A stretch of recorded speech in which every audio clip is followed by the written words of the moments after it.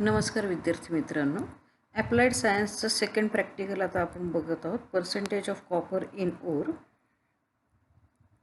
Relevant programme outcomes are basic knowledge, experiment and practice, individual and teamwork, and last is life long learning.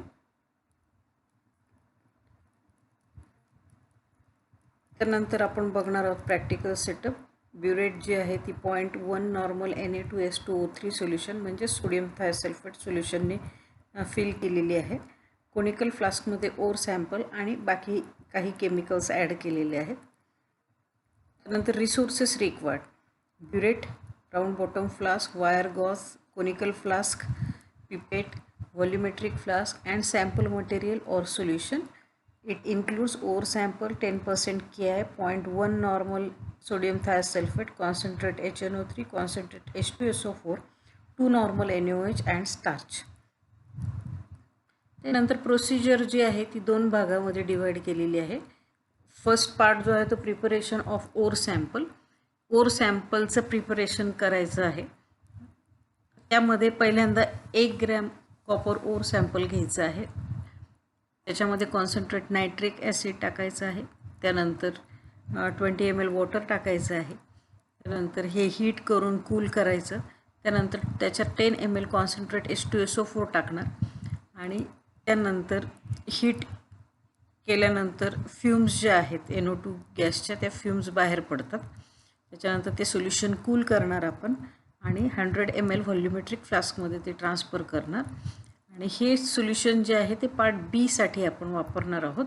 That is determination of percentage of copper. तर आपण part बी जो आहे तो प्रॅक्टिकलचा बघणार आहोत. Part A already केलेला आहे. Part बी जो आहे त्याच्यामध्ये fill the burette with 0.1 normal Na2S2O3 solution.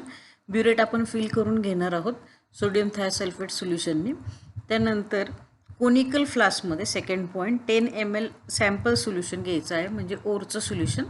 त्याच्यात 2 नॉर्मल NaOH टाकायचा. जोपर्यंत टर्बिडिटी येत नाही तोपर्यंत NaOH टाकायचं आहे. टर्बिड सोल्युशन झालं की त्यानंतर पुढे ॲसिटिक ॲसिड टाकणार आहोत आपण. फोर्थ स्टेप, जोपर्यंत टर्बिडिटी डिझॉल्व्ह होईल तोपर्यंत ॲसिटिक ॲसिड टाकायचं आहे. त्याच्यानंतर हे सोल्युशन येलोइश ब्राऊन होतं. येलोइश ब्राऊन जेव्हा होईल तेव्हा त्याच्यामध्ये Ki टाकायचं आहे. त्याच्यानंतर हे सोडियम थायसल्फेट बरोबर तुम्ही टायट्रेट करायचं आहे जोपर्यंत सोल्युशन पेल येलो होत नाही तोपर्यंत. त्याच्यानंतर त्यात आपण ॲड करणार आहोत starch indicator. Starch indicator add केल्यानंतर सोल्युशनचा कलर ब्ल्यू होईल आणि पुन्हा एकदा आपण सोडियम थायसल्फेट ॲड करणार जोपर्यंत ते कलरलेस होत नाही. असं आपण 3 रीडिंग घेणार. इथे तुम्हाला प्रोसिजर फॉलोडमध्ये determination of percentage of copper, solution in conical flask, solution in burette, indicator use, end point हे लिहायचं आहे. त्याच्यानंतर ब्युरेट रीडिंग 3 घेणार आहोत आपण आणि त्याच्यातलं जे कॉन्स्टंट ब्युरेट रीडिंग आहे ते आपण इकडे लिहिणार आहोत VmL आणि ते आपण कॅल्क्युलेशनसाठी वापरणार. आणि याच्यानंतर तुम्हाला मिळणार आहे result. That is percentage of copper in ore sample is how many percentage. आता आपण प्रॅक्टिकल बघूया. एक्सपेरिमेंट नंबर 2 जो आहे percentage of copper in ore, त्याचे केमिकल्स आता आपण बघणार आहोत. हे आहे सोडियम थायसल्फेट सोल्युशन. त्याच्यानंतर कॉपर ओरचं सोल्युशन. इकडे आहे मेजरिंग सिलेंडर. त्यानंतर 2 normal NaOH solution, acetic acid, 10% Ki solution आणि स्टार्च इंडिकेटर. या ब्युरेटमध्ये आपण सोल्युशन टाकलेलं आहे, सोडियम थायसल्फेट सोल्युशन टाकलेलं आहे. त्यानंतर कोनिकल फ्लास्कमध्ये आपण कॉपरचं ओर घेतलेलं आहे 10 ml. आता आपण टायट्रेशनला सुरुवात करणार आहोत. सेकंड पार्ट आता आपण घेणार आहोत. Second part that is determination of percentage of copper. Page number 11 आहे मॅन्युअलमध्ये. याच्यासाठी आपण ब्युरेट जी आहे ही ब्युरेट सोडियम थायसल्फेट सोल्युशनने फिल केली. त्यानंतर 10 ml सोल्युशन जे आहे ते कॉपर ओरचं घेतलं आहे. कॉपर ओरचं सोल्युशन घेतल्यानंतर त्याच्यामध्ये NaOH टाकलं आहे आपण ड्रॉप वाईज. जोपर्यंत टर्बिडिटी तयार होत नाही तोपर्यंत. ही टर्बिडिटी तयार झालेली आहे बघा NaOH टाकल्यानंतर. त्याच्यानंतर आपण त्याच्यामध्ये टाकणार आहोत acetic acid, 2 normal acetic acid. जोपर्यंत टर्बिडिटी डिझॉल्व होत नाही तोपर्यंत आपल्याला ॲसिटिक ॲसिड टाकायचं आहे. टर्बिडिटी डिझॉल्व झाली बघा, ट्रान्सपरंट सोल्युशन परत एकदा तयार झालेलं आहे.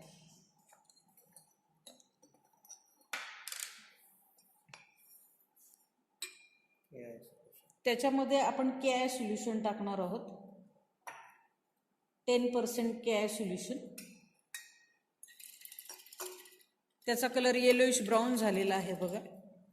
10% KI सोल्युशन 10 ml टाकल्यानंतर आता त्याच्यामध्ये आपण सोडियम थायसल्फेट टाकणार आहे, टायट्रेट करणार आहे हे सोल्युशन. कोनिकल फ्लास्कमध्ये आपण काय काय टाकलं आहे बघा, ओरचं सोल्युशन, त्यानंतर NaOH, ॲसिटिक ॲसिड आणि KI सोल्युशन, असे 3 सोल्युशन्स टाकलेले आहेत.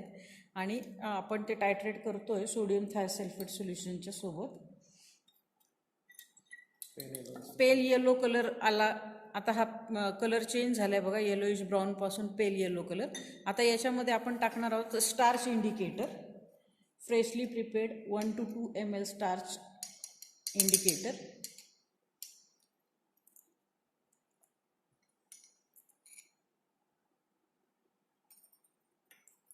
स्टार्च इंडिकेटर टाकलं आहे आपण त्याच्यामध्ये आणि ते स्टर केलं आहे सोल्युशन.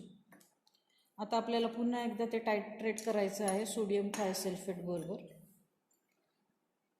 जोपर्यंत ब्ल्यू कलर जो आलेला आहे सोल्युशनला तो डिसॲपियर होत नाही तोपर्यंत आपल्याला ते टायट्रेट करायचं आहे. सोडियम थायसल्फेट ब्युरेटमधून आपण ड्रॉप वाईज ॲड करतो आहे. ब्ल्यू कलर डिसॲपियर होईपर्यंत आपल्याला टायट्रेट करायचं आहे आणि असे आपल्याला 3 रीडिंग घ्यायचे आहेत. आणि ते रीडिंग जे आहे ते ऑब्झर्वेशन टेबलमध्ये आपल्याला लिहायचे, ब्युरेट रीडिंग 3, आणि त्यात जे कॉन्स्टंट ब्युरेट रीडिंग असणार आहे ते नोट डाऊन करायचं आणि ते कॅल्क्युलेशनसाठी आपण यूज करणार आहेत.